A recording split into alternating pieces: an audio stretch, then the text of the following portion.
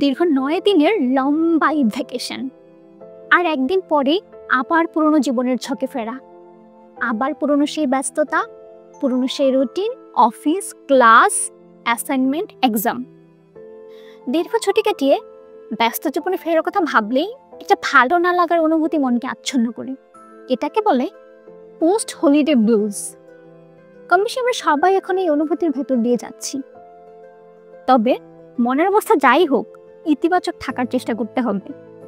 এই post holiday blues কাটিয়ে ওঠার জন্য আমি কিছু প্ল্যান করেছি, আপনারাও করতে পারেন, যেটা আপনাদেরকে মানসিক প্রশান্তি দিতে পারে এবং আপনাদেরকে রুটিন লাইফে মানিয়ে নিতেও সাহায্য করতে পারে। প্রথমে যেটা করেছি সেটা হচ্ছে, কিছুদিন পরে আমাদের ছোটোখাটো একটা উৎসব রয়েছে, পহেলা বৈশাখ। আমি পহেলা বৈশাখে কী কী করব সেটা একটা প্ল্যান করেছি। এজন্য আমার মধ্যে এখন থেকে একটা উৎসবের আমেজ বিরাজ করছে।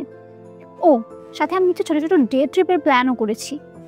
আমার অফিসের প্রায়োরিটি টাস্কগুলোর মধ্য থেকে একটা কাজ আমি ঠিক করে রেখেছি মাথায়, যে আমি নেক্সট উইকে এই কাজটাই করব। এতে হয় কি, রুটিনে অভ্যস্ত হওয়াটা কিছুটা সহজ হয়। ধীরে ধীরে অন্যান্য কাজগুলোর দিকে আগাবো এবং অন্যান্য কাজ নিয়ে প্ল্যান করব। ঈদ উৎসবে প্রচুর ঘোরাঘুরি আর খাওয়া দাওয়া করেছি। এক্সারসাইজ করা হয়ে ওঠেনি একদম। আমি আজ থেকেই এক্সারসাইজ করা শুরু করেছি। Exercise is a proven mood booster. গবেষণা বলে এক্সারসাইজ ব্যক্তির ব্রেইনের ডোপামিন এবং সেরোটোনিনের মাত্রা ইনক্রিজ করে, যা স্যাডনেসের যে অনুভূতি সেটাকে ডিক্রিজ করে। আপাতত আমার প্ল্যান এগুলোই। আপনারা কি প্ল্যান করেছেন জানাবেন। Hope you had a wonderful Eid. Let's get back to the routine with a positive mindset.